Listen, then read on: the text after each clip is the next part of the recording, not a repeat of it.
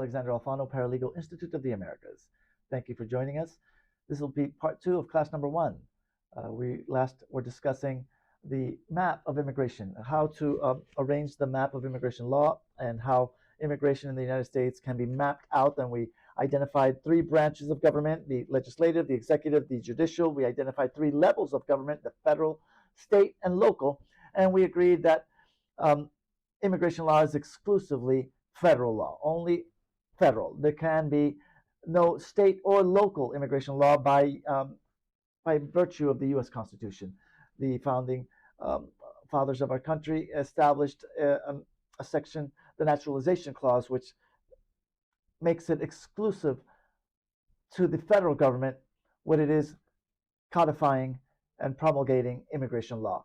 In other words, immigration law is uniform across the entire United States, and you could almost see it as uniform around the world.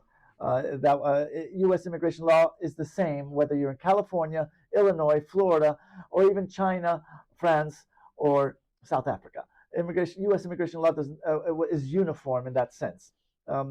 It was thought that having one immigration law would operate more efficiently, more smoothly, and that's what we have today in the United States. Now we have other areas of law that are not exclusively federal, and that would include criminal law. You can have federal criminal law, but also state criminal statutes and codes, and even local criminal. And also another example would be taxation. You can have federal tax, but we also know there could be state tax and even local taxes. But when it comes to immigration, we know that immigration is only exclusively federal law. We've had attempts by state governments or local governments to codify or legislate immigration law, and this has generally been struck down because, again, immigration law is purely federal. We've seen the Florida governor trying to, with the Florida legislature, codify certain laws that may affect immigrants but weren't deemed to be immigration law. For example, driver's licenses or public education in the public school system, or even as an exception, we could say, because those laws, whether it be a driver's license or whether it be laws dealing with human trafficking, or whether it be with public school and being able to study in public schools, or and being undocumented. These are all issues that are continually coming up. We've seen it also in Texas with the governor there trying to deputize state police officers to deport people. First detain them, charge them, and deport them actually back to Mexico or even third countries. And this was challenged in the federal courts. And again, it was found that Texas cannot enforce immigration law. But there are nuances because we have seen that in the state of Florida, the Florida legislature, together with the governor, have been able to codify certain laws that affect immigrants or undocumented immigrants, and at the same time are not immigration laws. So we also saw that the executive branch has 4 agencies that assist the executive in executing immigration law. And we saw that those four agencies are the Department of Homeland Security, number 1, number 2, the Department of State, number 3, Department of Labor, number 4, Department of Justice. And we saw how the Department of Homeland Security deals with immigration matters within the territory of the United States. The Department of State handles immigration matters outside U.S. territory, and the Department of Labor is dedicated towards processing employment-based visas and employment-based green cards, permanent residence, and qualifying employers, employees, and monitoring wage requirements so that a prevailing wage is paid to intending immigrants or even non-immigrants who come to work to the United States. And then finally, the 4th agency that helps the executive execute immigration law is the U.S. Department of Justice. And this is the agency that is in charge of deportations. So those 4 agencies will come up routinely throughout this course. It's important that you know that the president has, I believe, 16 cabinet positions. 4 of the 16 are focused on immigration or have an influence or in executing immigration law. Department of Homeland Security, Department of State, Department of Labor, Department of Justice. We also saw how the Department of Homeland Security was established in 2002, just after the 9/11 terrorist attacks in New York and Pennsylvania and in D.C.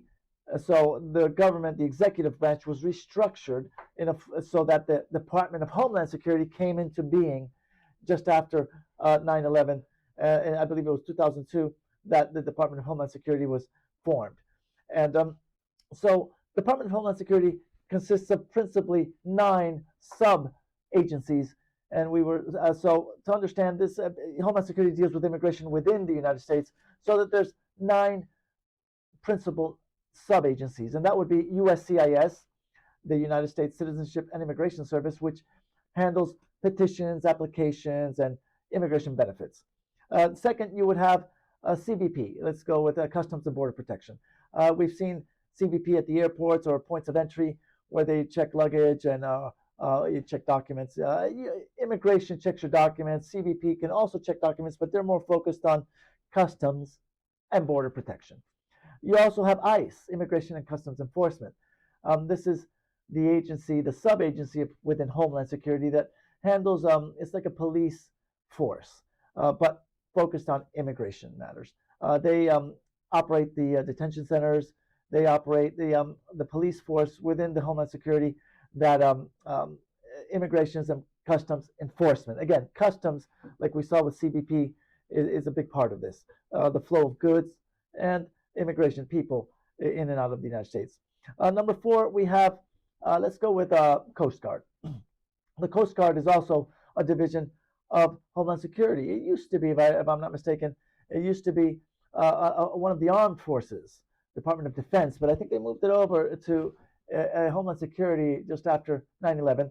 So that's, again, protecting the coasts and the waterways, and we see a lot of that here in Florida and in the Gulf of Mexico, the Coast Guard, U.S. Coast Guard. Number 5 of the 9 sub-agencies within Homeland Security, which is one of the 4 agencies under the executive branch that executes immigration law.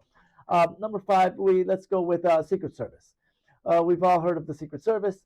Again, a police corps within Homeland Security. The Secret Service goes back, I think it's one of the oldest agencies in the United States, mostly focused on counterfeiting, fraud. Also, we know famously in charge of protecting politicians, most famously presidents. But the Secret Service plays an important role in protecting. Also, the Secret Service operates as a police agency within D.C., which is kind of like the Vatican of sorts. It's got its own police force, so the Secret Service handles a lot of the policing within Washington, D.C. itself. So let's move on with number 6. Let's go with TSA, Transportation and Security Administration. These are, obviously, we've all seen TSA agents at airports, ports of exit usually. They check documents and also check what you're carrying aboard the aircrafts or the mode of transportation. TSA, number 6. Let's go with number 7, FEMA, Federal Emergency Management Agency. The sub-agency, number 7, within Homeland Security, which is one of the 4 agencies that helps the president execute immigration law. Homeland Security within the United States. So we have here FEMA, which is in charge of attending to federal emergencies, earthquakes, tornadoes, hurricanes, even pandemics. We saw FEMA figuring prominently during the COVID-19 pandemic. And also, let's go with number 8. Number 8 would be the Federal Law Enforcement Training Centers. There's several centers across the territory of the United States where they train federal law enforcement agents. So that's another subdivision of Homeland Security. And I think that was 8. Number 9 would be the most recent addition to Homeland Security, which is a unit dedicated to cybersecurity and communications. We know that that's a big area, and it's becoming bigger and bigger with cyber warfare and cyber security. And so that's Homeland Security.